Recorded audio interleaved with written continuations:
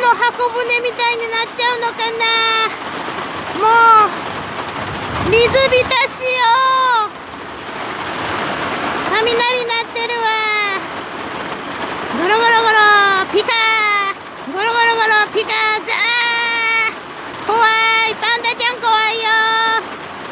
庭がね水没してるの。すごい雨。98年の高知大水害ってあったんだけどさ、もうそれ以来よ。すごい雨。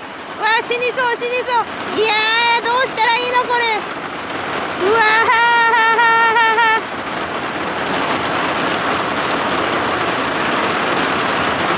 うわ